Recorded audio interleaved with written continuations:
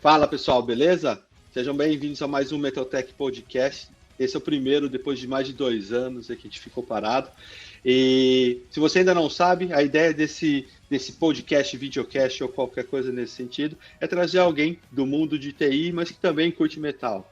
Então, por algum motivo já interagi ou tem alguma amizade ou não, mas enfim, vem como convidado. E a ideia é conversar sobre os dois temas. A gente falar sobre tecnologia e também falar sobre música. Tá? Como premissa, eu sempre peço para o convidado mandar uma playlist para mim via Spotify, então a gente pode compartilhar depois. Quem curte um pouco de metal pode conhecer também um pouquinho dos gostos pessoais aí do convidado. E hoje tenho aqui meu grande amigo Daniel Malcafly, que vai estar falando com a gente, já vai se apresentar também. E nesse momento a gente está ouvindo a New World do Dark Moor, que é parte da playlist dele. Vocês vão ver o link aqui embaixo, caso vocês queiram ouvir, tá bom? Então, Malk, seja bem-vindo. Muito obrigado mais uma vez. Depois de sei lá quanto tempo, a gente finalmente conseguiu achar um tempo para bater um papo. E é isso aí. Então, por favor, apresente-se. Vamos tocar.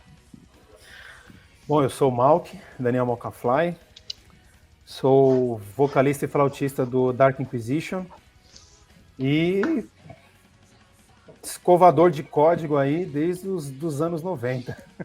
Faz muito tempo. Muito bom. O Malk é engraçado porque, assim, eu conheci o Malk quando eu já trabalhava com a Azure e naquela época a gente suportava, dentro do programa que eu trabalhava, a gente suportava muitas startups. E o Malk, ele tem uma criatividade para criar startup que é um absurdo. Então, vira e mexe, ele cria coisa nova e tudo mais. E num desses momentos, ele tinha uma startup, eu não tenho certeza, mas a primeira que eu me lembro é do Aquavisor. Então, era uma rede social de aquarismo, era bem legal, bem massa. E o Malk não, deve ser fã até hoje de aquário e tudo mais. E foi nessa altura que a gente começou a conversar. E aí eu não sei porquê, em qual momento a gente, de tanto a gente conversar, de tanto startup que ele tinha, e a gente interagir, a gente acabou trocando ideia e a gente viu que tinha outros gostos em comum, como música e tudo mais, e aí a gente acabou virando amigo no mundo real também, sair um pouco do digital, uma vez que nós dois somos de São Paulo, não é?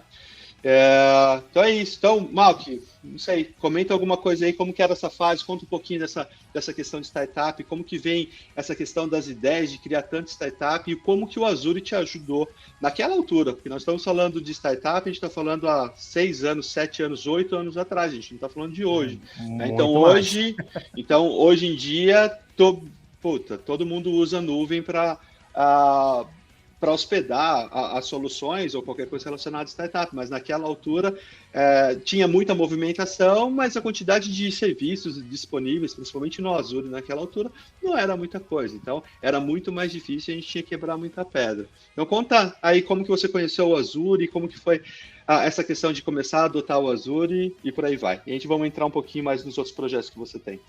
Legal. Bom, na época, a gente está falando de final de 2011, cara, para 2012. O termo startup no Brasil ainda era novidade, assim, mal tinha eventos ou coisas do tipo. Nós tínhamos a Microsoft apoiando os grandes projetos chamados de startup na época, através do Bispark, que tem até hoje aí. E eu caí na teia do Azure quando eu montei o Aquavisor.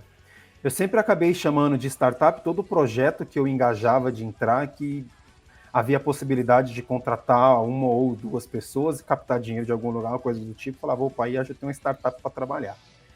E o Aquavisor foi dessa forma. A gente conseguiu captar, na época, $200 mil de um fundo suíço. Eu era muito jovem, a gente torrou esse dinheiro sem conseguir vingar a empresa, mas foi uma experiência sensacional. E foi graças a essa atração que a gente teve com esse projeto que eu acabei indo para o Azure. Eu, na época, comecei hospedando em serviço de hospedagem comum, né, assim, com um servidor dedicado, só que as coisas que eu queria fazer no sistema não comportava, eu tinha que ficar contratando mais de um serviço, e aquilo, na minha cabeça de jovem ainda, de tentar entender coisa em nuvem, eu já imaginava que havia alguma coisa lá em cima, como um ser humano que acredita em Deus e espera que lá em cima venha a resposta, eu acreditava que lá da nuvem vai vir alguma coisa. E eu acabei indo para a Amazon na época, porque eu tinha vi num evento, coisa do tipo, e comecei a testar, e foi ali que eu conheci para valer a nuvem. Eu falei, é isso que eu quero. Que eu tenho um serviço só para rodar o front, eu tenho uma máquina só para rodar o back, eu preciso de um serviço de fila para poder sensibilizar uma outra máquina para cropar a imagem, porque o Aquavise era uma rede social para aquarista, era um tráfego de imagens absurdo. Eu tinha uma timeline parecida com a do Face na época, que para construir uma igual do Face, assim, do zero, foi terrível. E ela só funcionou de fato quando eu fui pro Azure, porque aí num outro evento, quando eu conheci o Bispark, aí eu vi que o benefício era muito maior do que o que eu já tinha com a Amazon, que era um free tier até generoso, mas o da Azure era muito maior. E aí a Microsoft não só me deu o peixe ali para comer, ela me deu a faca e o queijo, me deu o contato de vários arquitetos, na época o Rafael Gondinho, se não me engano.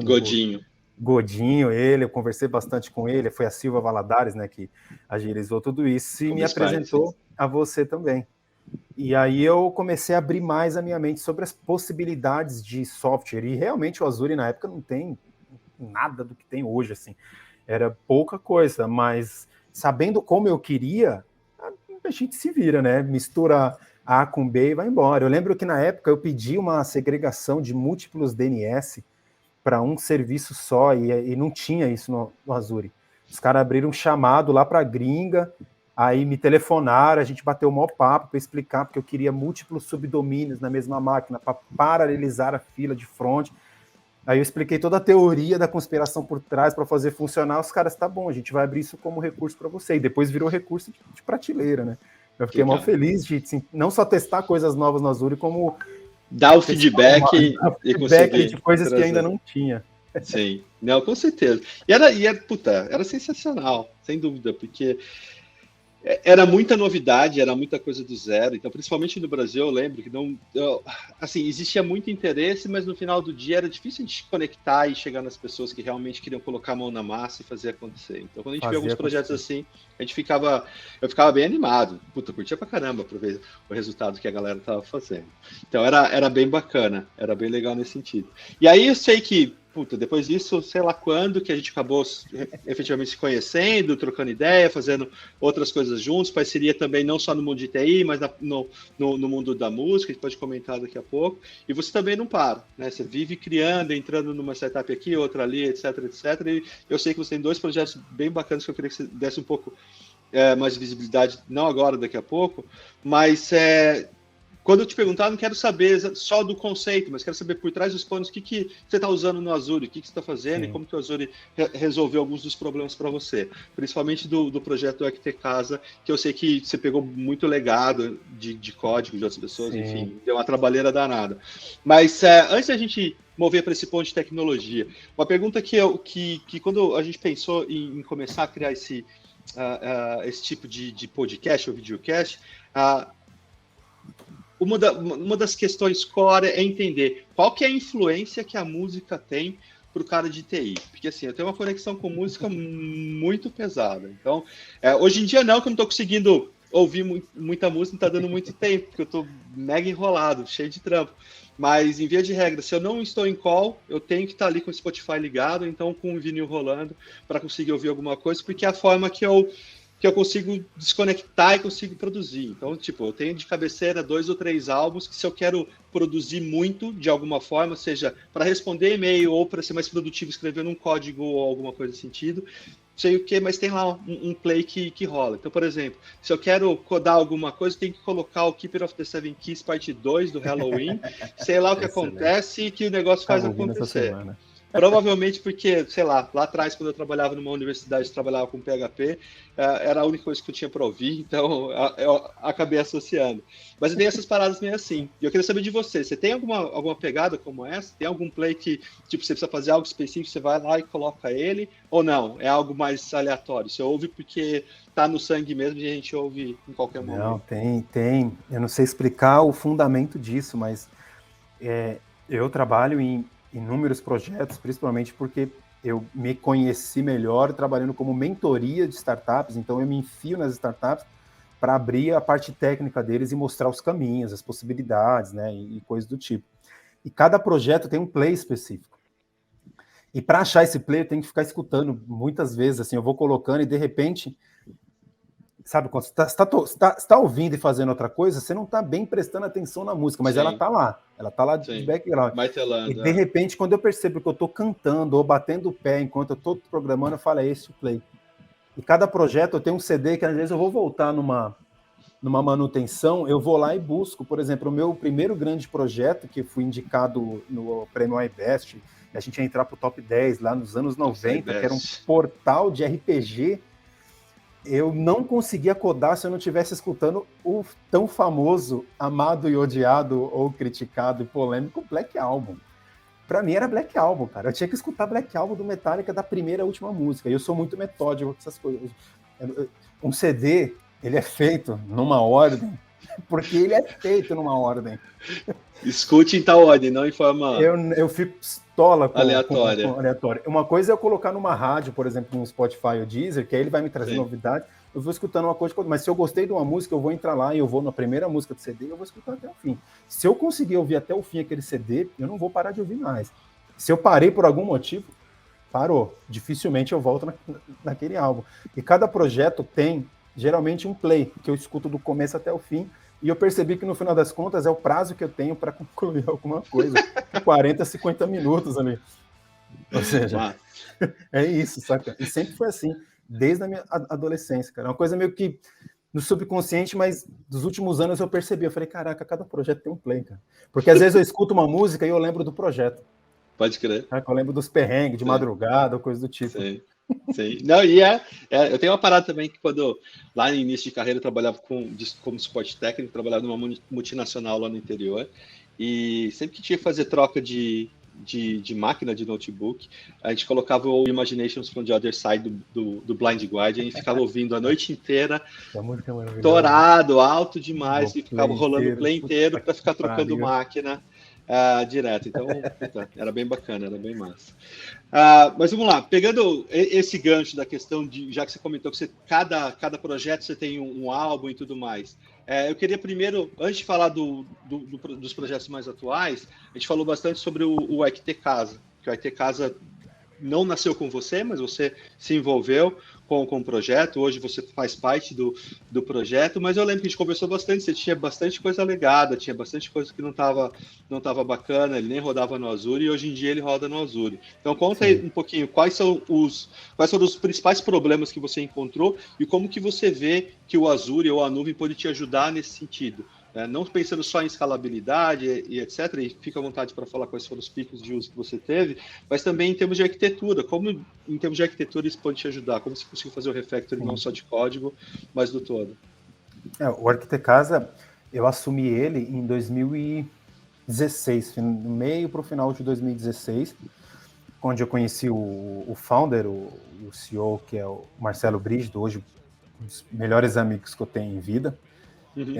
E ele me pediu para dar uma manutenção no aplicativo dele, que ele falou, tô sem grana, eu sei que você recebe esse tipo de proposta o tempo todo, de gente que fala, eu tenho uma ideia, você constrói, a gente ganha dinheiro. Ele falou, eu tenho um aplicativo, se você puder pelo menos dar uma olhada e me dizer qual o caminho para seguir, para depois passar para uma outra empresa, arrumar uma coisa assim, porque tô com vários problemas e eu não encontro ninguém de confiança para mexer. Eu falei, na época eu estava começando a desenvolver aplicativos, eu vi aquele aplicativo feio que só, eu falei, nossa, um aplicativo famoso, porque na época era patrocinado pela revista Casa e Arquitetura, se não me engano, acho que esse é o nome, que era da editora Abril, uma revista grande. Eu falei, não, vou fazer esse app, vou ganhar nome, portfólio e vamos embora. Aí eu falei, não vou te cobrar nada, daqui que eu vou fazer uma refatoração desse aplicativo. Mas quando eu mexi no aplicativo, não era só o app, a API estava muito cagada, o software era extremamente pesado, estava hospedado num... Pode falar o nome de empresa que estava hospedado? Pode, tava se tiver no necessidade. UOL, cara, tipo metade UOL, metade local web, assim, o negócio estava horrível, muito pesado, e demorava, assim, você clicava para fazer uma simulação, que aqui, no caso, é uma calculadora, um simulador de reforma e construção. A pessoa entra lá para calcular quanto vai custar reformar uma casa, uma parede, um ambiente, e eu conecto ela aos profissionais, que já tenho cadastrado lá na base, gerando eficiência, porque eu já levo o cálculo, as informações tudo pronta. E esse cálculo, para gerar, levava coisa de 70, 80 segundos. Falei, meu Deus, que é isso? Tipo, da NASA, a gente está calculando a distância do planeta Terra com a Lua, não pode ser. E eu fui olhar e era um código PHP com framework caseiro, assim, horrível. Só que era muito grande, e naquela época já tinha 200 e poucos mil usuários, não era só, vou deletar e vou fazer de novo. E aí foi aquela coisa de começar a refazer de pouquinho em pouquinho, mexendo nas colunas ali, estruturar, trocando aos poucos até trocar tudo. E a primeira decisão foi ir para a nuvem, para o Azure. Principalmente por questão de custo. O servidor custava quase 2.000 e cacetada, assim. Era muito para um serviço que não usava nada disso, sabe? Quando tinha pico, não chegava nisso. Quer dizer, chegava porque o código era ruim, batia 90% da máquina rápido, mas não era para ser desse jeito. E aí a primeira coisa foi passar para uma máquina virtual tradicional do Azure, onde eu já conseguia controlar pelo menos os picos de memória, coisas do tipo. A gente já teve uma grande economia. Eu falei para o Brígido, olha, eu já trabalhei em muito startup, já recebi muito investimento, já fiz muita gente rica. Eu, particularmente, não consigo ficar rico. Não sei se eu vou te deixar rico, mas eu vou te fazer ficar menos pobre. E foi essa a proposta que está sendo até hoje. E aí, depois de migrar para uma máquina virtual, começou a refatoração de código, aí a gente conseguiu captar uma outra grana, consegui contratar outra pessoa, inclusive o baixista do Dark Inquisition, foi um dos nossos primeiros programadores nessa época de refactoring. Hoje o cara comprou uma casa, não te falei, mas o Bona conseguiu comprar uma casa com salário de programador, cara. É um dos meus cases de sucesso. Ensinei o cara a programar, mano. Ensinei o cara a programar, cara. Ele comprou uma casa, muito legal. E aí, assim, passando para o Azure, depois de uma máquina virtual, foi separar o banco de dados que rodava na mesma máquina para rodar num banco externo. Aí a gente trabalhou na época com preview do MySQL, e aí ficou até finalmente chegar o serviço oficial, que eu contava ali nos dias do calendário, toda a promessa da Microsoft, de quando é que vai chegar esse MySQL versão final. E o serviço, né, que era esse que levava 1 minuto, esse cálculo, caiu para menos da metade, ficou uma coisa de 15 segundos na época, mas para mim ainda é muito para um serviço web, e eu percebi que o gargalo era banco de dados, então eu já comecei a trabalhar com Mongo. Então, antes de chegar ao Cosmos, hoje a gente tá no Cosmos DB, mas antes de chegar ao Cosmos, eu tinha um MongoDB instalado numa máquina virtual que fazia esse processamento. Então, um banco que custava mais ou menos 7 gigas, só de simulação, 7 gigas. 7 gigas, caiu. Eu fiz uma rotina para transformar tudo em document do Mongo. O negócio caiu para menos, se não me engano, acho que foi uns 12, 13 megas. Assim, não tem comparação. E a velocidade ficou em menos de 1 segundo para fazer. Sensacional. Ele falou que era bruxaria, mas eu falei, não, é só realmente programar, pensando em escala, coisa que os programadores na época também, 2013, não imaginaram nada disso, eu nem culpo os caras. Mas o serviço não escalava, não tinha como escalar. Né? A gente teve que refazer, só que não dava para refazer do zero. Assim, foi aos poucos, estrutura por estrutura. E esse foi o maior desafio. E aí o Azure ajudou bastante nisso nessa escala horizontal. De desacoplar pedaços de serviço e colocar em pequenas coisas e depois dar vazão. Foi, ó, suado. E me diz uma coisa, além do banco que já está no Cosmos DB, então você já está trabalhando já vem trabalhando com serviço, a parte web também, você já migrou para App Services ou container? Como você vem trabalhando hoje? Ou está em VM ainda?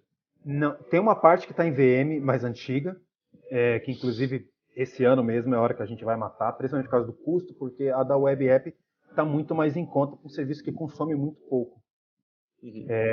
Hoje a gente tem uma parte PWA nossa, né, uma Progressive Web, que está utilizando o Firebase também, que é do Google, e a gente viu que o custo caiu bastante, e eu já estou estudando para trazer isso para o Azure também, para estar tudo gerenciado e o billing tá num lugar só também. Ok, massa. Muito bom. Beleza, e me diz uma coisa. Então, assim, além das startups, além de ficar escovando bits aí, tem uma dedicação absurda com relação à música, né? Então, aquela paixão que a gente tem de só ouvir, às vezes não basta, a gente tem que fazer com algo mais. No teu caso, você canta, toca flauta, toca teclado, guitarra, baixo, sei lá, e mais alguma coisa. Eu não tenho esse dom, então eu parti para outras coisas. Foi aí que a gente chegou a fazer alguma parceria aí junto com o Dark Inquisition. Enquanto você tem a banda, você tem o talento, eu estava me aventurando, ou me aventuro até hoje, em ter um selo, alguma coisa. A gente fez um lançamento junto, durante aí quase um ano a gente ficou trabalhando em conjunto, Dark Inquisition junto com a Abigail Records. Me fala como que vem essa criatividade, de onde que vem toda eu acho que é a criatividade mesmo. Da mesma forma que você é criativo com as startups e consegue criar coisas sensacionais, você também cria bastante coisa bacana.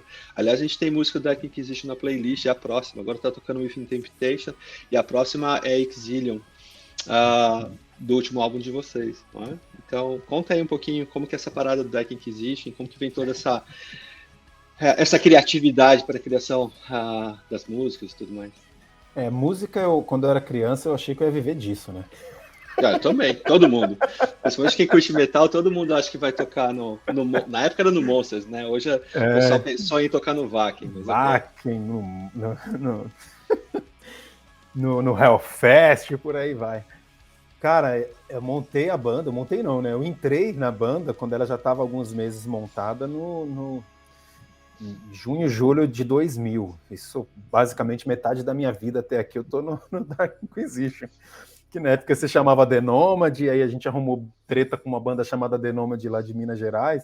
A gente tinha 15 anos de idade, ficou tipo tretando por e-mail, saca? Xingando os caras, falando que ia pegar eles na rua, aí os caras falando, vocês que vão ver, ficar de nome de banda. Não sei nem se essa banda existe. Era uma banda de rock. Aí de The Nomad a gente foi para Unreal, porque eu gostava demais de jogar aquele jogo Unreal, e eu pesquisei, não tinha nenhuma banda com esse nome, que é difícil achar nome de banda que não tem. Eu falei, vamos tocar Unreal, mas todo festival que a gente ia tocar, os caras falavam banda R$1. Tava foda. Aí uma das músicas que eu tinha escrito na época, chamada Dark Inquisition, eu tinha pesquisado também, falei, não tem nenhuma banda com esse nome, é um nome bonito, é interessante, é peso, é metal, é dark, e é Inquisition. Tipo, porra. Fechou. Fechou, isso foi em 2004, se eu não me engano, e de lá pra cá a banda seguiu com esse nome. Eu costumo dizer assim, aí quando eu percebi na minha vida que a banda não ia me dar dinheiro, mas era onde eu precisava gastar minha energia, exercitar, estar por lá para conseguir trabalhar direito, aí eu separei as duas coisas. Então eu tenho tecnologia, que é o meu ganha-pão, e a banda, que é o meu tira-pão.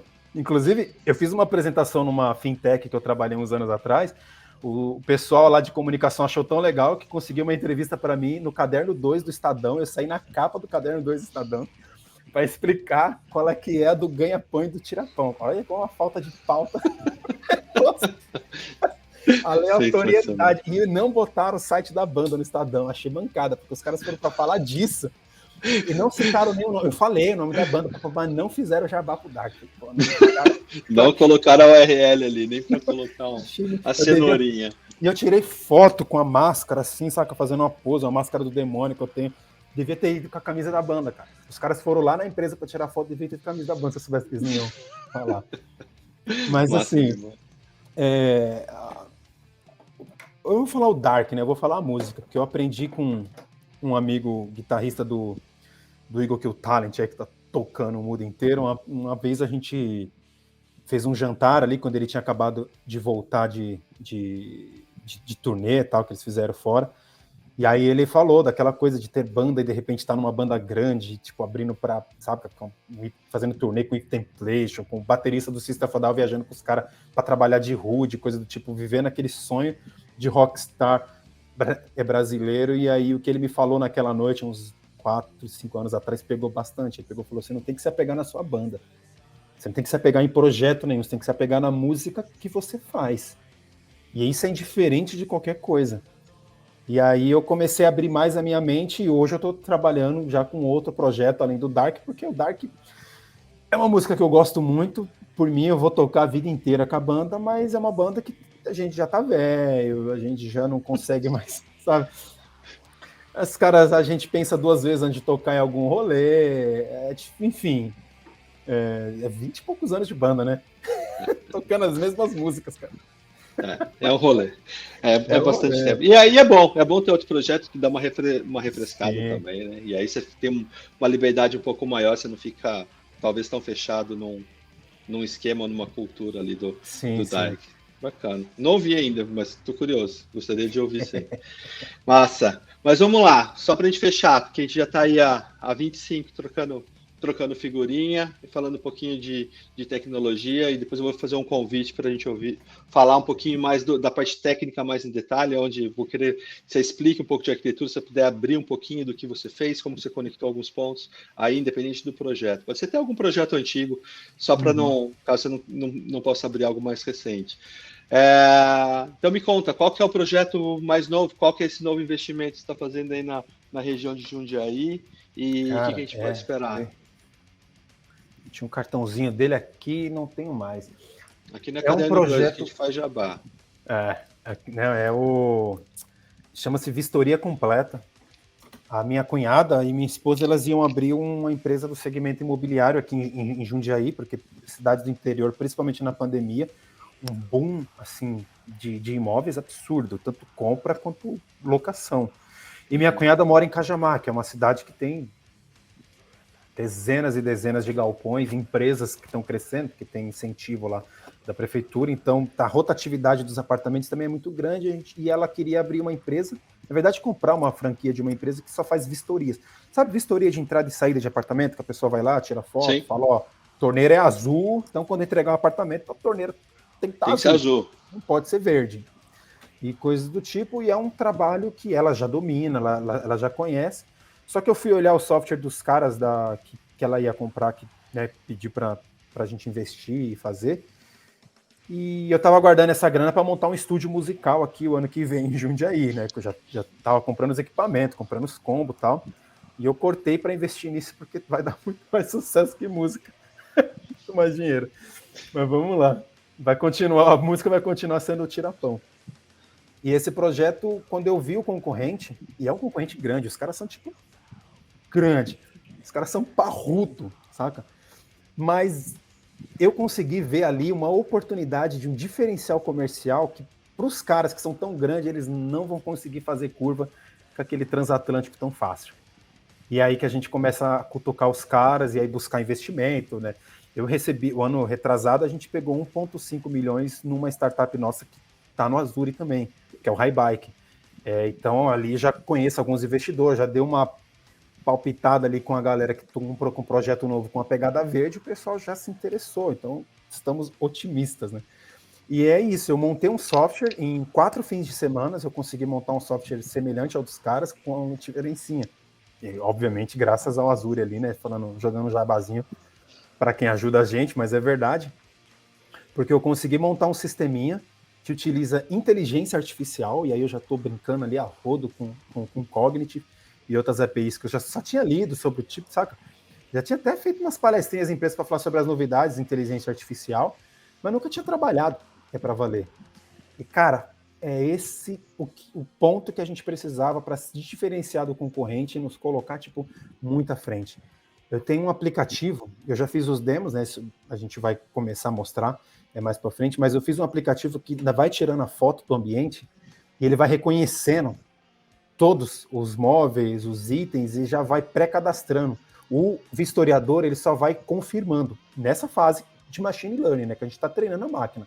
E ele só vai confirmando, sim, é uma TV, sim, é uma pia, casa com meu banco de dados. Então, uma vistoria que normalmente, sem software de inteligência alguma, leva na média de 2 horas, com o software do concorrente ele fala que leva 1 hora, com o meu a gente já testou e está fazendo em meia hora. Um apartamento na média, assim, tipo de 100, 120 metros quadrados. E não vai ficar só por aí. Porque agora eu estou começando a ensinar a máquina, e aí eu vou precisar realmente de recursos para contratar quem manja para valer, porque eu só conheço os conceitos e tal. Mas eu já trabalhei em algo parecido no setor agro, que é de reconhecimento de imagem, né? Eu já trabalhei num aplicativo num software que detecta ali se o grão de soja tá queimado, não tá queimado, se tá bom ou não tá bom. Eu já dei uma fuçada nisso. Então eu peguei essa ideia e coloquei para esse app também. Então eu vou pegar a vistoria de entrada e quando fizer uma de saída, eu vou comparar as duas imagens para alertar o vistoriador de rachaduras, imperfeições, todas as coisas do tipo. E a gente viu que o mercado não tem isso. Então a gente está colocando inteligência artificial, que é uma trend, né? Porque as empresas estão começando a correr bastante atrás disso. Sim, para dar eficiência ao mercado imobiliário, que é um mercado que a gente sabe que é colossal. Não vi o problema de crise, né? Bom, hoje você tem só interface de quem interno, né? Só aplicativo interno. Não tem nada para consumidor externo. Você não pensa em abrir uma API ou é um braço, alguma coisa que você pensa em fazer? Então, é uma coisa no roadmap muito para o futuro. Uma coisa que eu aprendi assistindo, acho que 8 horas de entrevistas do CEO do concorrente, que eu fui caçar no YouTube palestras dele, coisas do tipo, a gente tem que entender o mercado, né? Meu mercado é de tecnologia. Quem manja de imóveis é minha cunhada e minha esposa, mas eu falei, não, quero entender também. E o cara, eles nasceram de uma empresa de software que vendia o aplicativo. Entendi. E o que ele falou na entrevista era exatamente o que minha cunhada falou. As imobiliárias não querem o app, querem alguém que vá lá e faça, porque eles não têm tempo. Saca? Tá bom. Existem muitas imobiliárias que têm, né, fluxo para isso e coisas do tipo. Então, assim, tá no roadmap porque a gente não pode perder cliente. Mas nesse momento é venda do serviço que nem esse cara faz. Então, entrou uma chamada, um vistoriador nosso, e aí que vem outra diferença de mercado, que a gente está nascendo uma empresa verde. Nós estamos adquirindo agora 2 scooters elétricas e 4 bicicletas para os nossos vistoriadores. Como a gente está atendendo a região, todo o trabalho é feito com um veículo elétrico. Sabe? 0 emissão de carbono. Toda vistoria, o laudo, ele é um PDF que é assinado digitalmente com APIs de serviços, não vou citar o nome, mas enfim, de assinaturas de contrato, para não ter impressão de papel. No Azure também, a gente já está vendo quais são as regiões e os serviços que estão trabalhando, como eu já vi, em área verde, sabe? Utilizando energia limpa, que tem água de reuso. Eu vi bastante coisa assim lá no site do Azure também. Então, para a gente poder já nascer uma empresa 100% verde. E no mundo que a gente está hoje, que a gente está vendo muita empresa grande correndo, né, para se adaptar, para nós que somos minúsculos, já nascer desse jeito é muito mais fácil e, no final das contas, mais econômico. Sim, ia ser muito pior se a gente fosse grande e tentasse correr atrás, porque tem um custo. Sim. Mas para a gente não. Então, a gente está já pesquisando para ir atrás de certificado verde, de moeda de carbono, sabe, coisas do tipo. Um dos meus primeiros aplicativos, que é o de bike lá, que recebeu investimento, um dos principais argumentos que fez o investidor botar grana no negócio é o fato do aplicativo trabalhar com mobilidade urbana, de incentivar as pessoas a andarem de bicicleta e não tirarem o carro da garagem, saca? Okay. Então essa questão da cultura verde, da não emissão de gás e tudo mais, isso pega forte até para investidor. Você acha que, além do ponto de vista de inovação, do que você pode apresentar em termos de solução, o fato de ser verde, isso te ajuda a chegar mais próximo de investidores? Sim. Legal, interessante. Bem bacana. Show de bola. Ok, e não é isso. Não sei, tem alguma... Os últimos minutinhos aí, se quiser fazer algum comentário, alguma coisa, de novo, era mais um bate-papo só para a gente relembrar algumas histórias, compartilhar com a galera aí que dá para brincar e fazer muita coisa com nuvem, dá até para fazer amizade, fazer umas parcerias fora do mundo de tech, e é isso aí. Então, nos últimos segundos eu vou falar da startup que a gente mexeu música com tecnologia, né? Vai lá, Azure. à vontade. Aquele casa de shows que a gente botou no ar 2 anos atrás. A gente foi selecionado como uma das principais startups para apresentar no Campus Party, lá em Brasília. E aí eu botei a banda dentro do avião, porque a ideia era montar uma startup da banda para trazer fundos para a banda e incentivar os caras da banda a pulga do empreendedorismo, para ver se os caras davam uma mexida com isso daí. Foi difícil botar o bode, o nosso guitarrista, no avião, porque ele morria de medo, o cara ficou morrendo de medo no avião. Ele, quando bateu no vidro e viu que o vidro do avião não era vidro, então aquele plástico, né? Ele, cara, isso aqui é plástico! Como assim é plástico, cara? Isso é um avião, o negócio aqui é de plástico. Os outros passageiros tudo olhando. Foi muito engraçado. E lá em Brasília também, a Globo foi fazer uma cobertura de alguma coisa e me chamou para apresentar o negócio, né? E eu falei sobre o negócio, não sei o quê, falei da banda, papapá. Os caras editaram tudo e no Jornal do Meio-Dia. Não saiu nada da banda. Não faltou nada da banda, mas não sei o que a televisão brasileira e o jornalismo tem contra o metal, cara. Não é contra o metal, eu acho que é algo mais focado com o Hyundai, que eu acho que é melhor você focar no outro projeto para ver se ganha visibilidade. Você tá gerando muita oportunidade para falar da banda e não tá rolando. E não tá rolando, cara, pô. Massa demais, engraçado demais. Mas beleza, Malk. Cara, só pra gente fechar, obrigado mais uma vez, obrigado pela parceria de todos esses anos, de todas as conversas e a porrada de coisas que a gente já fez junto. Espero que a gente consiga criar e fazer muita coisa ainda no futuro. Prazerzaço receber você aqui, depois de tanto tempo. Estava vendo aqui a data que você criou essa playlist, ela é de fevereiro de 2020, só para você ver o quanto que a gente está enrolando, 1 ano e meio para gravar esse vídeo. Então, valeu mesmo por estar aqui. É isso aí. Te vejo na próxima. Vamos ver se a gente grava aquele outro vídeo agora para falar mais sobre arquitetura do ponto de vista de TI, né, envolvendo o Arquitecasa, que era inicialmente, não sei se você vai querer falar do Arquitecasa, mas enfim, mas falar um pouquinho de arquitetura e escovar um pouquinho de bit byte e não falar tanto de música da próxima vez. Beleza? Legal. Muito obrigado, Lucas. Eu que agradeço, cara. Satisfação sempre. Beleza. É nóis. Um abraço. Até.